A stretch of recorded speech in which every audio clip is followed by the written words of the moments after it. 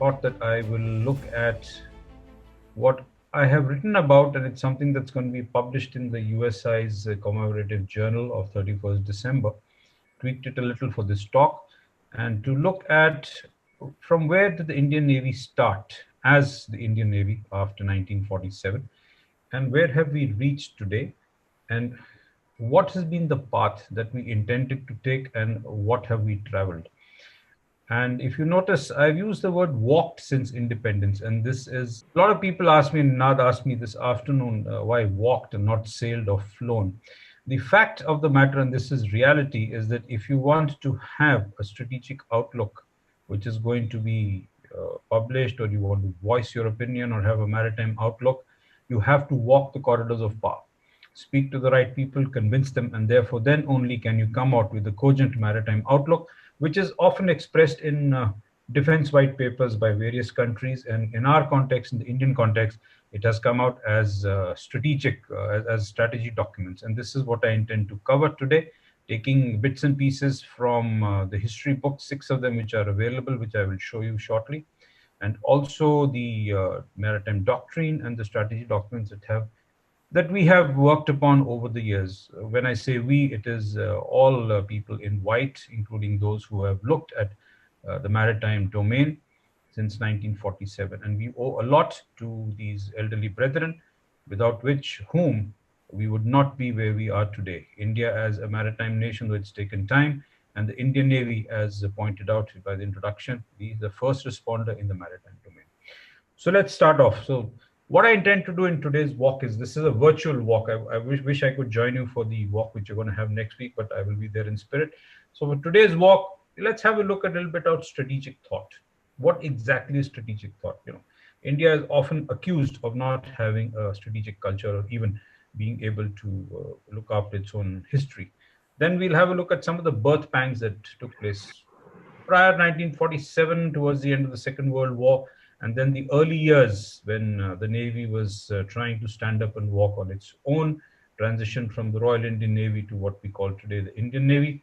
The early years, what were the pitfalls, what was the endeavors, how was it undertaken, what were the shortcomings, what were the fallings, what were the factors that impacted the thought process, and why the plans could not pan out as they ought to. A brief look at the intermediate years. I'm not going to dwell too much time on the intermediate years, especially since 1971 is we are celebrating 50 years this year, and a lot of writing has come about and has been printed. And for those who are interested, a simple Google input will give you all the required papers. But I'll just mention a little bit of the factors that impacted India's strategic and maritime outlook in the intermediate years. And I will concentrate a lot starting from 1998 onwards, 88 onwards, towards the what I call as the 21st century. Though most of it started, or the base of the 21st century Indian Navy strategic thought started in the end 1990s. So with that, let's just get on. This is a snapshot of 6 Indian history books. I'm so sorry, it's not correct. It's not a very clear picture. I took it from the net. These are available on the Indian Navy's official website under a pull-down tab called Resources. And it takes us from 1945, if you can follow the cursor, what Rear Admiral Satyendra Singh started off under 2 ensigns, 45 to 50, blueprint to Bluewater. And then, of course, Admiral Hiranandani took over for 3 volumes, taking us from 1965 up to 2001. And then, of course, Admiral Anup Singh has come out with the 6th volume recently, which covers 2001-2010. And even as we speak, there are people working on the 7th book, which should get published at the end of this year, which covers the time period from 2010 to 2011 to 2020. It's fascinating books. A lot of research has been done. People have actually gone to, I believe, gone down to London, looked at the archives from the old Admiralty files. And a lot of what I'm going to say has been taken from these books. And we owe it to these authors and the researchers for bringing out Indian Navy's history. And therefore, if somebody says that India is not good at retaining history, we have made an endeavor, and the Indian Navy has laid down its foundation of its historical background very clearly. I take you back to 1946. We had a gentleman called Sardar K.M. Panikkar, a historian, a very good writer, and he was also a diplomat. He was our ambassador to China and 1 or 2 countries, if I remember correctly. But he wrote a book in 1946 called India and the Indian Ocean, an essay on the influence of sea power on Indian history. He's one of the few writers who devoted a lot of his time in writing to maritime issues. And this is what he had to say in this epic of his. It is an obvious fact to any student of history that India's security lies on the Indian Ocean, that without a well considered and effective naval policy, India's position in the world will be weak, dependent on others, and a freedom at the mercy of any country capable of controlling the Indian Ocean. India's future, therefore, is closely bound up with the strength she is able to develop gradually as a naval power. 1946, I don't think anybody could have laid the first brick regarding India's maritime and strategic outlook so well, so clearly, and so well pointed out with all the right words of world will be weak, dependent, freedom, mercy, controlling, Indian Ocean, strength, naval power, buzzwords. Or as we called in the academics, these are the keywords which anybody would look for. And you would also remember what our Prime Minister Jawaharlal Nehru had said about the Indian Ocean, and those are famous words, and I will not repeat them here as of now. But going on, let's have a look at maritime strategic thought. Was a gentleman called George Denham. May his soul rest in peace. Although I disagreed with much of his writings, he is accused of India not having any strategic culture. I would beg to differ here. Insofar as the Navy's maritime and strategic outlook is concerned, we've always had some sort of a maritime vision. These are just examples of some documents that were well, a couple of years back, maybe a decade back or so. But throughout the years, there has always been a maritime vision, and this has started even from 1946, 1947, and that's when we look at the birth pangs. I believe we've always had some sort of a maritime vision or a guidance, even if it was well within the Navy and nothing came from outside, which is still a point today, is that do we have a well-defined defense policy or a strategy document? Over the years, multiple doctrines and studies came out, and the most famous is the 1947-1948 plan papers, on which today's Indian Navy is based. We'll have a close look at that in the subsequent slides. But in 1988, as I mentioned, I'm going to go back into time. 1988, there was a maritime military strategy for India that came out. Apparently, this is classified, but I came across this in a book written on the Indian Navy called the Indian Navy Strategy for the 21st Century, Strategy of 1988. Then 2004, we came out with the first maritime doctrine, and this was our enunciation of concepts. Now, there's a difference between doctrine and strategy, and let me cover it here for people who may not be aware of the differences.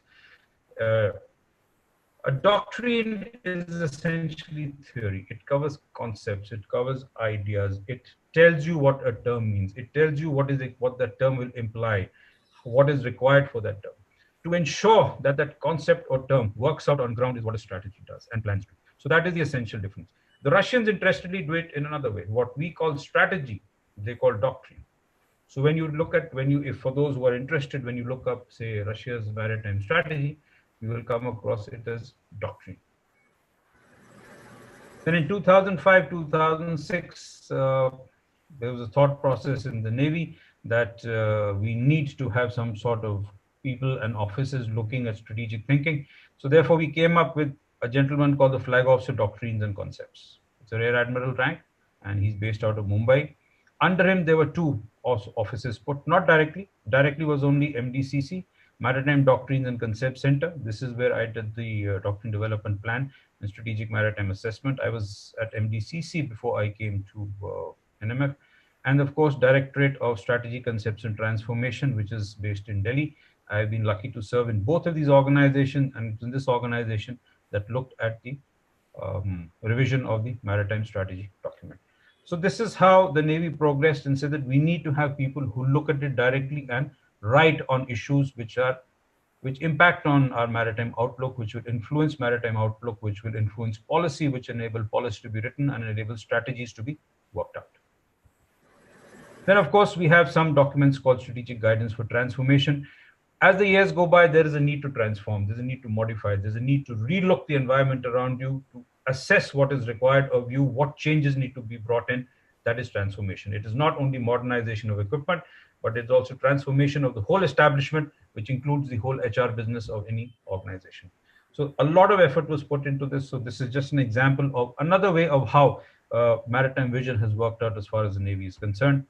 And in 2007, after the 1988, that classified document which I showed, in 2007, we came out with the first strategy document, unclassified, and it was available online, and it was available for everybody and anybody to read. It was called Indian Maritime Military Strategy. Freedom to use the seas was the buzzword, followed by IMMS. Now, this is important. It was a military strategy. Just to kindly remember that. Then in 2009, we came out with another Indian Maritime Doctrine, which replaced 2004 Doctrine. There were certain concepts which are updated. We made things much more clearer, more elaborate. It was easy to read, and anybody who was interested in reading this doctrine could read it. Essentially, it was for all naval officers, and all naval officers were given one copy. Then in 2015, after 2007, after 8 years, it was decided to revise the maritime strategy document, the unclassified one.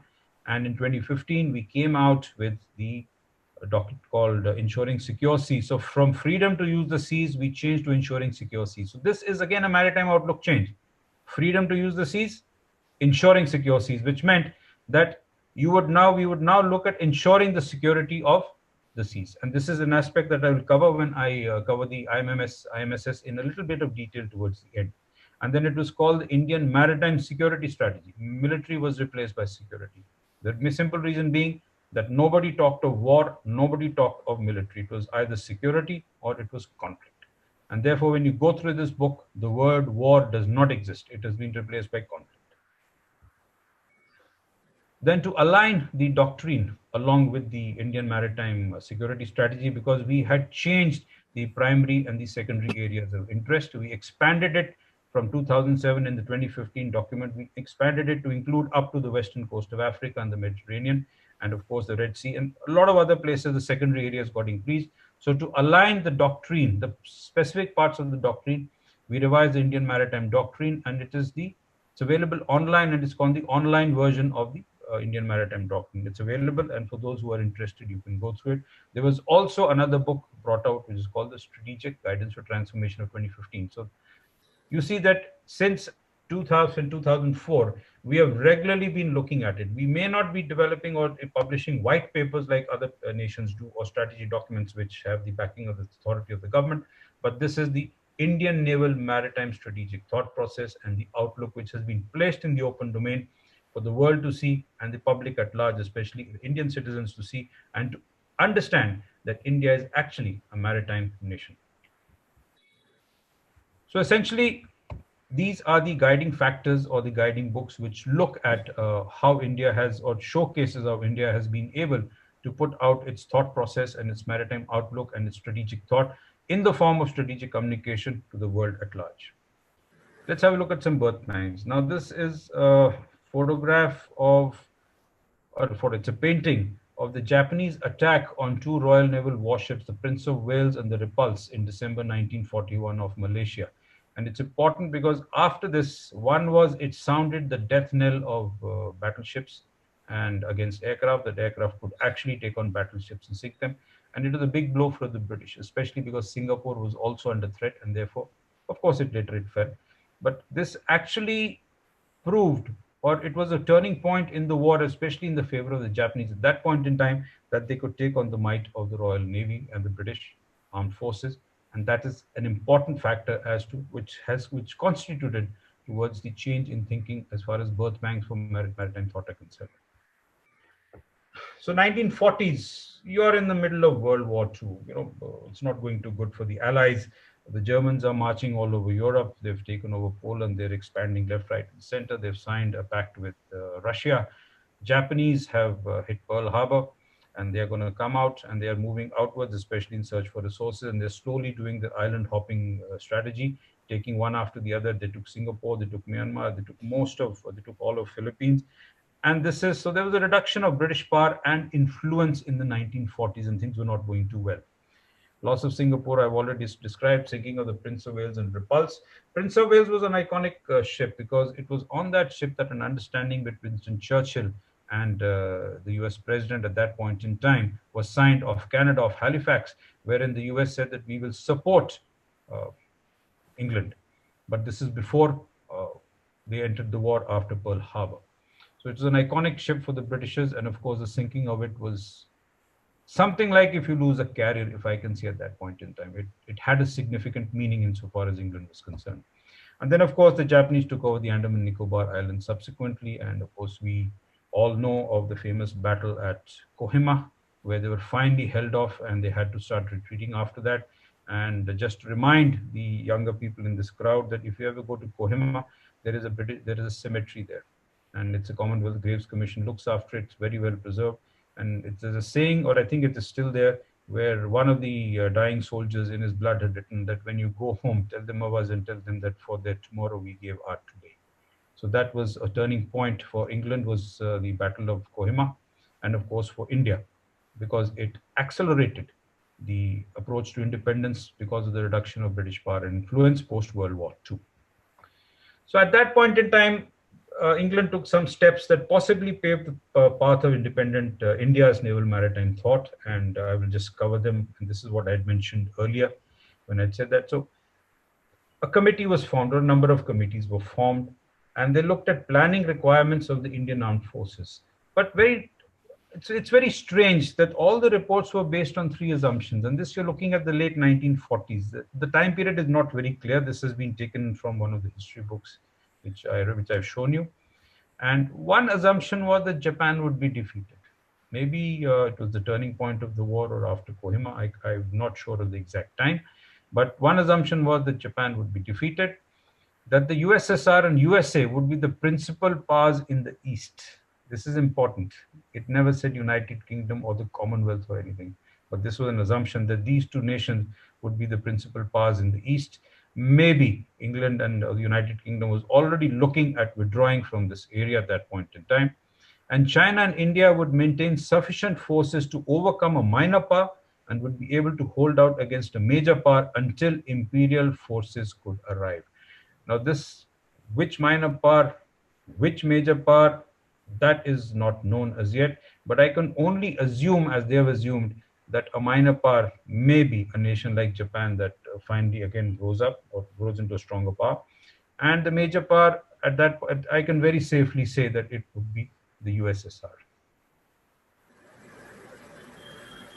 But one important fact, the committee members or anybody who was connected with these planning requirements did not visualize or chose to ignore the possibility of independence, of India and Pakistan becoming two separate nations and independent, and the repercussions that could follow thereafter. This, I think, was a big mistake. Now, in 1980, England published certain top secret correspondence, which was available just prior, which cover the time period just prior to 1947.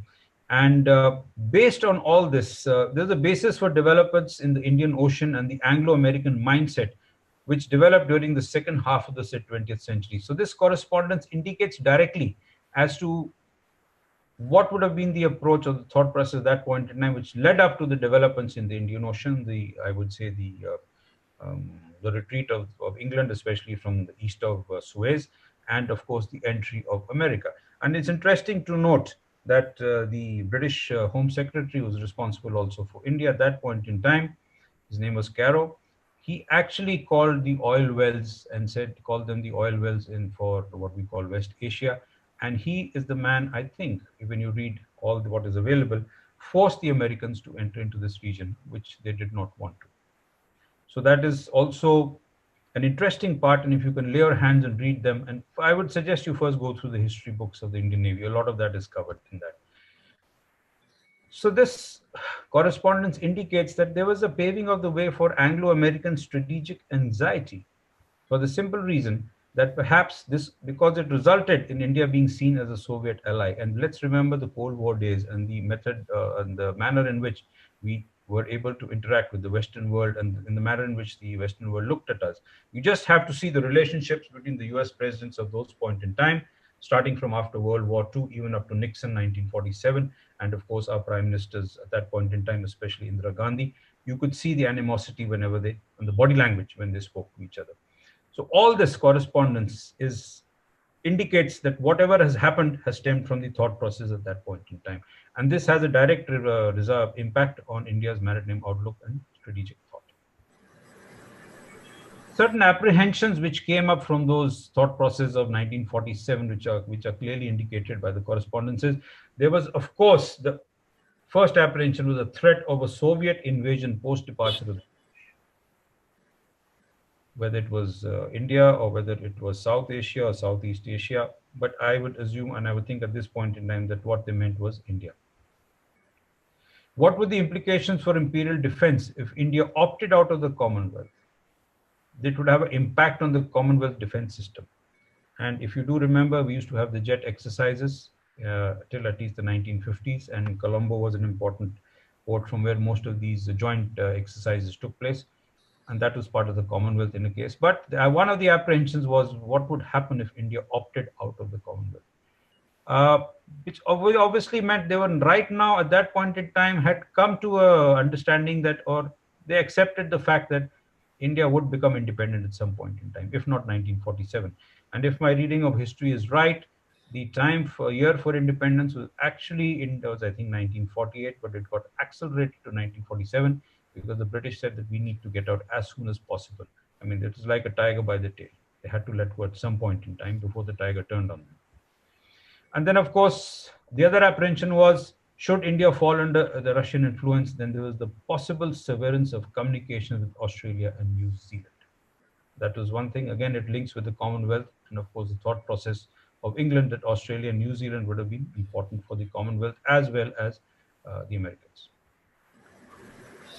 There was also a thought process of backing Pakistan against threats from India and Russia. So I get back to the first point. At this point in time, it's very clear that come to they had come to accept that there would be independence at some point in time. So this is again the said time period I said was just prior 1947, and I would place my best bet that this will be 1946 or 1947 or early 1947.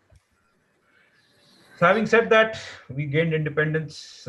We became a free nation, but the Navy was called the Royal Indian Navy till 1950 when we became a republic, and 26 January 1950. We dropped the tag of Royal, and the Royal Indian Navy, which was a senior service, came to become the second senior service after the Army at that point in time. It's a minor loss, but we took it in our stride. So the thought process of England at that point in time was that the Royal Indian Navy was meant to support a wider allied cause. This is still the thought process of allies is still on. And do remember that in 1950, they went into Korea. There would be no form of power projection for the Royal Indian Navy, was the second thought process they had. And but these thought process post 1947 was stalled by the first two commanders-in-chief, Admirals Hall and Parry, who were Britishers themselves. And the main reason they could do this was because they had the allegiance of the British staff officers working under them in India. These staff officers owed their allegiance to both these two C's and C's. They did not owe it to the Admiralty sitting back in London. There was often a tussle between the Navy's office in Delhi and the Admiralty when both these admirals took a stand. But the best part is that they included Indian officers in the planning process. And three of them are very well known, Admirals Chatterjee and Krishnan and Commodore Y.N. Singh. These are the first three officers who were part of the planning process. This inclusion gave the Indians gave us the ability to carry forward the thought process, understand how planning was done, what are the factors to be required, and this in a long-term period has held us in good stead. This is what I said. It enabled independent consistency of thought because the core team remained the same, and we formed a nucleus of Indian officers who carried forward the planning part, especially after the British officers left. So the initial maritime outlook was reorganization, development of independent India's Navy. So this core group under Admiral Hall and Parry undertook this maritime outlook of reorganization development, and they identified four roles were identified for the Indian Navy as early as 1947. One was to safeguard Indian shipping, ensure that supplies could reach and leave by sea in all circumstances, prevent an enemy landing on India's shores, and support the army in seaborne operations. When you look at these four roles, it's a clear indication that there were still leftovers of World War II, and most of this was those pointers that if I can safely put it at that, it was a sort of a residual thought process of World War II because we had not seen any change in that. Support the army in seaborne operations is important because when you read the history books, it's very interesting. We did an amphibious landing just after independence in Junagadh. When Junagadh, the state of Junagadh, decided to accede to Pakistan, we went with our whatever LSTs, ramshackle ships and LSTs we'd had. I'll cover the force level we had earlier. And we did our first amphibious landing as early as 1947. Thereafter, based on these roles, a 10-year plan for expansion was formulated towards the end of 1947, and it looked at two fleets based around a light fleet carrier with an increase to four fleet carriers by 1968. And if you look at our force level today, we barely have two in the best of times. But this was a thought process at that point in time by 1968. And I'm also given to understand that Mountbatten, when he saw when they were working on this file out here, he wrote on one of the files that India will need three carriers minimum at any given time operational. But that I've been given to understand what is written on file at that point in time. So therefore, plan papers of 1947, 1948 for the expansion and modernization was prepared by a mix of British and Indian naval officers. I've already given you the names of the Indian naval officers who were involved. But there were certain stalling factors that prevented this expansion plan of 10-year expansion plan from going through. First was the absence of directives regarding defense policy. We can argue that perhaps the same thing exists today, but we are in a much better position than we were in 1947. Money was always a problem. It always has been, it will always will be. You must remember that when India gained independence, we had millions and millions of people below the poverty line. We were recovering from the throes of colonization. We had just had partition on both our eastern and western borders, and 10 million people crossing the border at any given time is phenomenal. Money was an issue, and therefore the political mass at that point in time had much more to think about than perhaps funding the defense forces. But that can be argued. Perceptions of military threat were not very clear at that point in time. Pakistan obviously was one military threat because immediately with independence, they walked into J&K and we had our first prolonged war with them, 1947, 1948. China was not much of a military threat. Nations were still gaining independence from colonization. So the perceptions of military threat were not very clear at that point in time. Along, obviously, with that, there was absence of any significant naval threat. So therefore, that also affected the funding for expansion plans. Acquisition difficulties from England. England was going through a very tough time itself. There was a lot of after effects of World War II. England was not in a very good state, and of course, acquisition difficulties from England were also there. Absence of a defense industrial base was very, very prominent. And when you read what people have written, it's very clear that we missed the industrial revolution. And even today, we are struggling to have a very sound and effective defense industrial base. Inadequate training facilities, the division of one-third, two-third between India and Pakistan had happened. Many of the naval training facilities which went to Pakistan, we had to recreate in India. So inadequate training facilities, which also meant trained officers and sailors. So a plan for a 69-ship navy was cut down to 49, then to 47 ships. And at the time of independence, ladies and gentlemen, this was our force structure. 4 sloops, 2 frigates, 1 corvette, 12 minesweepers, 1 survey ship, several small ships, including amphibious small landing ships, which we used, as I mentioned, in the Junagadh landing. This was our force level. The plan was for a 69-ship navy. Today, we are looking at a 200-ship navy and that many more aircraft over a period of time. We have evolved. What about the intermediate years? The navy grew very, very slowly. Unfortunately, it grew very slowly. There were acquisition and modernization voyages due to slow economic growth and recessions. One whole decade, 1986 to 1996, we could not place orders. Many people refer to it as the dark ages as far as the Navy is concerned. And most significantly, in the 1990s, we decommissioned up to 24 ships, but we could not commission enough to replace them. Therefore, there were voids due to slow economic growth and recessions. These come and go. And so even the best laid out plans and thought process are thrown out the window due to recessions and economic growth. Dominance of land-based threats, restricted capabilities and growth, 65 war, 62 war, and it's stopped our growth as a balanced force till 1971, when the Navy actually proved what a Navy should do and was brought into battle and brought its full combat capability on both the eastern and western sectors. And of course, in 97 as 71, as I said, there's enough writing available in the last 2 months, which I have seen, that cover a lot of naval operations in 1971. But in the meantime, we inducted a carrier. Our submarine arm grew. We got MR aircraft because we realized that we had to look at the Indian Ocean region in a bigger way. If we were the stabilizing and the stable factor in this region, we needed to have a maritime force of value. So slow and steadily, we grew and we grew, and we were able to actually take active part as a maritime nation and a maritime force within our immediate neighborhood and beyond. But then, of course, one more aspect is indigenous shipbuilding. And there are many examples, but I would like to refer to the Leander program of INS Nilgiri. INS Nilgiri indigenous ship built in 1971. There was, as I said, the acquisition difficulties from England. The Leander program, which started from England, went into trouble, and therefore I remember we decided to take it over ourselves. Nilgiri was commissioned 1971. Ninad and I have both served on Nilgiri, and I was last member of the last flight on INS Nilgiri before it got decommissioned. Yeah, shipbuilding has progressed. All in all, so we have actually progressed step by step, taking everything that a navy requires together.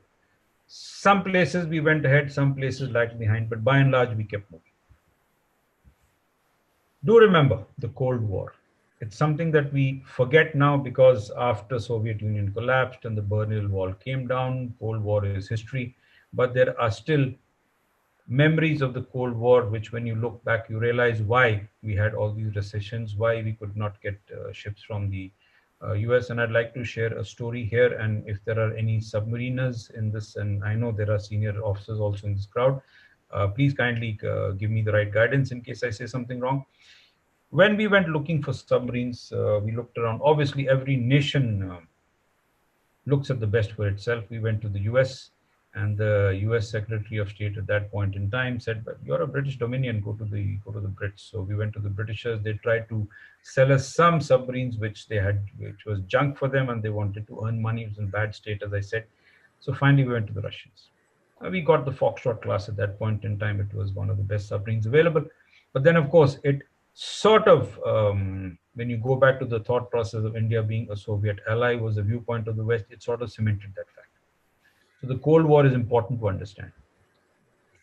So the focus of India and the Navy remained in the Indian Ocean region for a considerable period of time till we have now reached a point where we are now looking at well beyond the Indian Ocean region. We are looking at the Indo-Pacific. In fact, we are looking at the globe.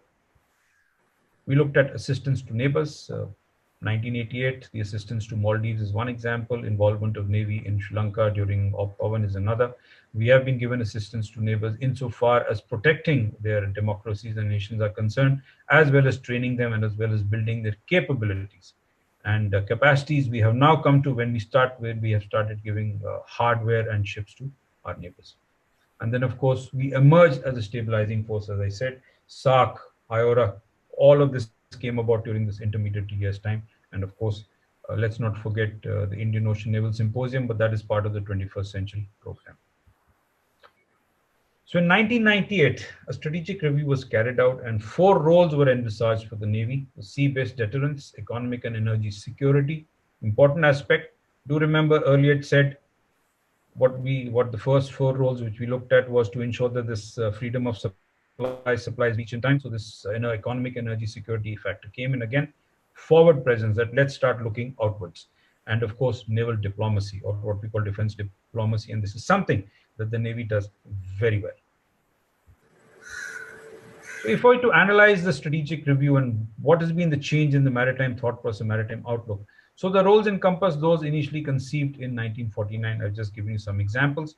It catered for change in threat perceptions. We had 3-4 year wars down the path since independence. China had become a threat.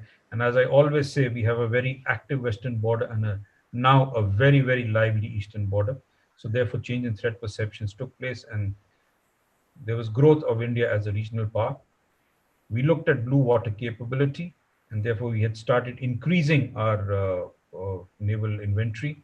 And we looked at cooperation openly with like-minded nations and navies. We were no longer restricted to only those nations, but we were reaching out beyond to more nations. We looked at a capability-based navy, no longer a threat-based navy, a capability-based navy, essentially to defend and further India's maritime interests.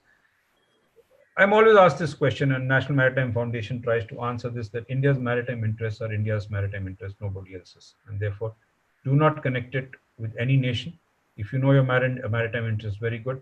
We tried to look at maritime interests for India in the 2015 document, which I will cover subsequently.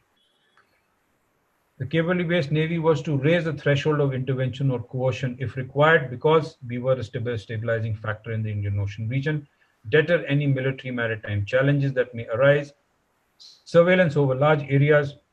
We started providing surveillance assistance, especially to our island nation neighbors who have huge amounts of oceans which they cannot patrol or survey, keep under surveillance, and therefore we help them in that. And then we should have the capacity to escort and support economic energy carrying assets. Do remember, at one point in time, all our eggs were in one basket. We were getting our oil from West Asia, and therefore the Strait of Hormuz, the tensions, Iran, Iraq, Saudi Arabia, U.S. Collapse of Iran after the Shah was deposed. A lot of issues took place, but now we have diversified. We are taking in oil as far as from South America, North America, and also from the western coast of Africa. So we have diversified. But when you diversify, if you see the yellow lines behind on the map behind you, these are our international shipping lanes.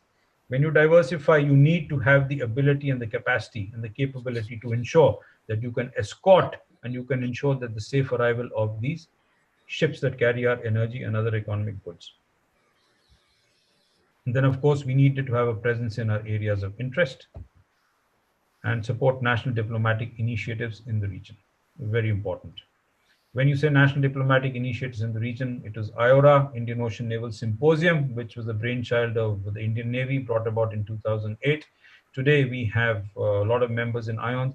Interestingly, Pakistan is not a member of IORA, but it's a member of the Pakistan Navy is a member of IONS. Obviously, they do not come to the meetings which are held by India.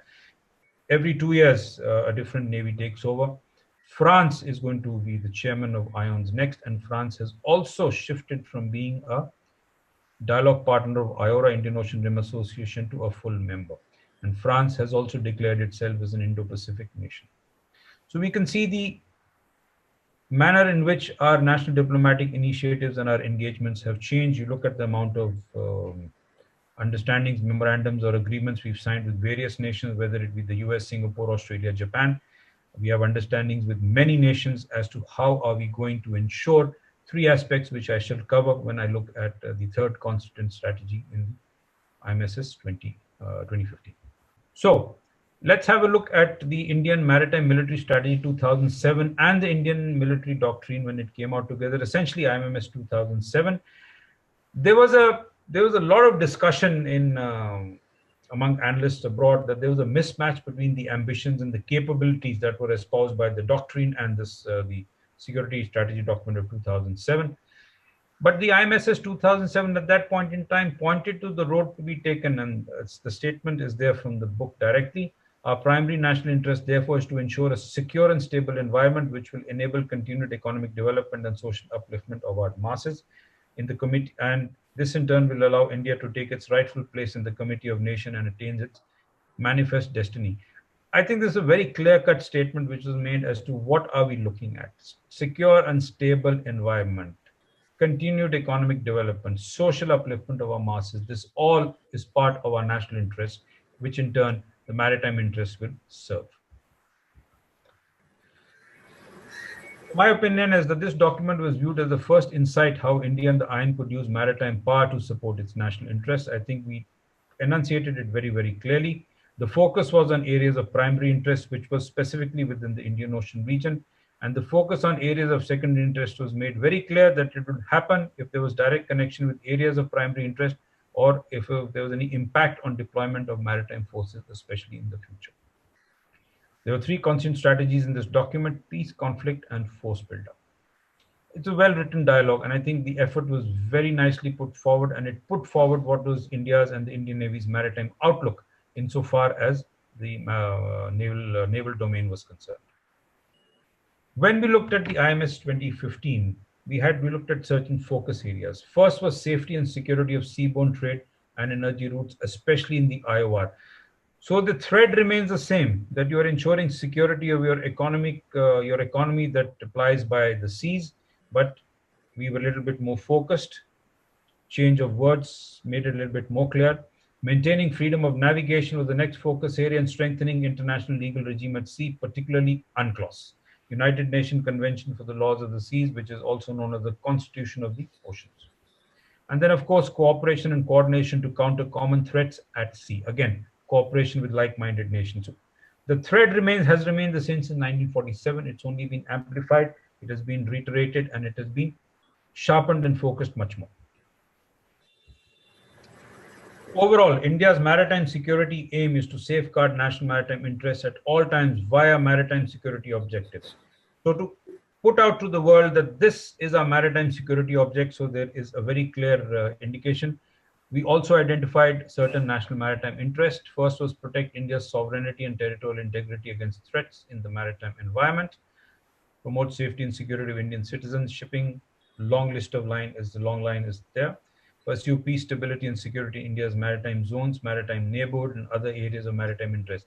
Now, when you look at the announcements that are made by the leaders of the country, when we look at neighborhood first, when we look at Act East policy, when we look at now what is called the Indian Pacific Oceans Initiative, we are expanding out slowly, and this is where the line comes and other areas of maritime interest. We kept this in mind that we would expand. And the last and not the least was preserve and project other national interests in the maritime dimension. Should we come across another national maritime interest, and one example I can put forward here is seabed mining, is that will also become a national interest the moment it is when nations are allowed to exploit seabed mining. As of now, it's only on a scientific point of view. So we looked at maritime security objectives and constituent strategies. We had 5 constituent strategies compared to 3. First was strategy for deterrence. The MSO is there. Second was strategy for conflict. We added in a manner that enables early termination of conflict on terms favorable to India. And of course, we added this third one, strategy for shaping a favorable and positive maritime environment. We had been doing this for years. Whatever I've said so far, when we engaged our nations, we built their capacities, capabilities, helped them out. This is what we meant. We put everything together and we put it out as a constant strategy and said to shape a favorable and positive maritime environment is the order of the day. The other 2 were a strategy of coastal and offshore security. This came about after the Mumbai attacks. And the last was strategy for maritime force and capability development. We changed it from maritime force buildup, which was one of the third constant strategies of the 2007 document. So a short look at strategy for deterrence. What did we mean by it? We had to put it out. What do you mean by strategy for deterrence? So we said the success is for India is a credible deterrent value. It's a part of the overall national deterrence strategy under 2 parts, nuclear and conventional. Nuclear obviously is something which is beyond because it is a separate entity due to the nature of the weapon and destructive power, and the use would always be a calculated political decision. So we made a minor mention of it and we left it at that.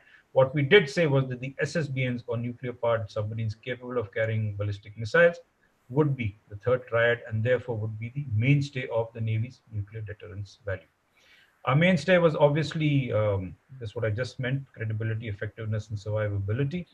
But the mainstay would be effective conventional deterrence, which obviously meant that you had to have a much better conventional force, well equipped, well trained, and with all the modern requirements to face with that capability to face any sort of rising threat that could come. For the strategy for conflict, we said that it employs the inherent attribute of Indian Navy's power projection. We looked at joint operations between the 3 services. The central concept would be sea control. I'll explain this later on should anybody have a query. We looked at force projection as maritime maneuver, maritime strike, sea lines of communication, interdiction, amphibious operations. We said another important part would be coastal and offshore defense. We need to look after our homeland also while we look at power projection beyond our shores. Look at sea denial. Do not let your adversary operate freely. Protect your sea lines of communication. Information warfare formed an important part, and of course, manage escalation. For those who play games and sports, the team that controls the tempo of the game wins, and this is something a very basic definition of how to manage escalation. Strategy for shaping a favorable positive maritime environment. We looked at that point in time, net maritime security provider was a buzzword that was happening, and it was coming all about. Everybody was saying, and they said India is a maritime security provider. There were statements made by our prime minister and defense at that point in time. So we said, all right, let's take a look at it. We said it's going to be based on three principles: preservation of peace, promotion of stability, maintenance of security. So these three would be the principles of ensuring security in the region. By favorable, we defined it saying conditions of security and stability at sea with various threats remaining at a low level. That would be a favorable situation. And positive meant that conditions wherein any rise in threats can be prevented or contained. And therefore, if you prevented it or contained it, it later on turned out to be put into the favorable slot. But what actions would we take? Presence and rapid response, something we are doing. The response we give for helping our neighbors with when they are hit by cyclones, humanitarian assistance, disaster relief, the COVID pandemic. We are giving the injections to various nations is being flown out. Ships may be used, they will be used. We have used ships for getting our own people back, for taking out foreigners from various other unstable areas. We looked at maritime engagement. Look at the number of maritime engagements we do today. Look at how Malabar has increased, the number of exercises we do with various nations. We've recently started a trilateral exercise with the two of our neighbors in the Bay of Bengal. The number is increasing. In fact, we engage with, I think, more nations than we have ever done in the last 2 decades or so. It's phenomenal, our maritime engagement, and it's very positive for us. Then we looked at capacity building and capability enhancement. This is what I've explained earlier. Developing regional MDA, and this is where the center in Gurugram, the Indian IFC IOR, International Fusion Center for the Indian Ocean region. We are going to get officers from many countries who will be there as will be present there, and with whom with the nations with whom we will share white shipping information and other shipping information. And this center is in contact with other fusion centers around the world. Changi Bay, Singapore is one example, and then of course it is spreading. So maritime domain awareness will be the main backbone of all interactions and all cooperative engagements with all maritime forces for the future. We looked at maritime security operations. We carry out a number of joint patrols with our neighbors, especially off the Bay of Bengal. Strategic communication formed an important part. So from maritime security provider, today we are looking at two taglines. One is that we are the preferred security partner, and we are the first responder in the maritime domain. This is where we stand today. And this is our maritime outlook, that we will be the preferred security partner to many nations. And anything happens, we'll be the first responders. Give you two examples. We had two ships, a couple of ships that were transiting to the South China Sea, going past Indonesia. This is not the present earthquake, but some time back. When the earthquake happened, our ships were told to turn right and render assistance. They were there very well in time. We had ships going for the Ibsamar exercise. That's India, Brazil, South Africa, heading towards South Africa. Mozambique was hit by a cyclone. It was 2 years back, if I remember correctly. The ships were simply told, turn right and render assistance. And this is a lesson we've learned from the 2004 tsunami, that when ships sail out, they carry pre-prepared bricks of HDR with them, which is all contained, and therefore they don't have to come back to base. The moment they put out to sea, if there is a requirement for them to respond, they respond. And this is also part of our mission-based deployments, which ships are now being deployed. As far as strategy for coastal and offshore security is concerned, it was developed with the focus on the Indian Navy for its current mandate after the 2008 attacks in Mumbai, and therefore the Navy is the principal maritime force behind this strategy, and it looks at jointness and coordination with many agencies, including state and central government. What is the connection with the strategy, say, with a maritime outlook, if coastal and offshore security is internal? Because first of all, it relies on other strategies, on the broader strategy for deterrence. Is that if you're able to deter the non-state actor or the state actor who's helping that non-state actor act against India, then perhaps this strategy will work out. It also looks at key elements of strategy for conflict and, more importantly, looks at aspects of strategy for shaping a favorable and positive environment where you can cooperate together and you can tackle coastal and offshore security problems. Maritime force and capability to develop was important because without this, you can't do anything else. You can't, the rest of the force strategies or your maritime outlook simply just fades away. We looked at indigenization, self-reliance, and sufficiency. We looked at maritime domain awareness, net-centric operations, surveillance, identification, communication, sharing of information with friendly neighbors. For operations, we looked at ships, design of ships with longer sea legs and operation cycles, which enabled us extended reach to go beyond the Indian Ocean region, extend our operations into the wider global maritime domain. We looked at three carrier battle groups, and we essentially said that we would look at two carrier task forces and one or two carrier battle groups. If one was to do a rough calculation, then we are looking at 5 carriers as per this. Then, as far as support issues are concerned, force maintenance and infrastructure and logistics. And so, when we sign agreements with other nations insofar as infrastructure and logistics is concerned, it forms part of this maritime force and capability development. And therefore, we will reciprocate to those nations and give them the same what they share with us. And of course, always an eye on new and evolving technologies. There is artificial intelligence, there is machine learning, there is big data. A lot of things are taking place, and we need to amalgamate them into our maritime outlook because you can't do it alone. We have to identify nations whose core competencies lies in certain technologies and work with them. In the end, I love to quote Edward Luttwak in a book which he wrote, Strategy in History, is what is a navy in the absence of a strategy? It is in effect a priesthood. And I don't think that we have been seen any absence of a maritime outlook of a strategy since independence. That's a path we have walked. I know there will be many questions. There are many areas I have not touched upon, but thank you for your patience.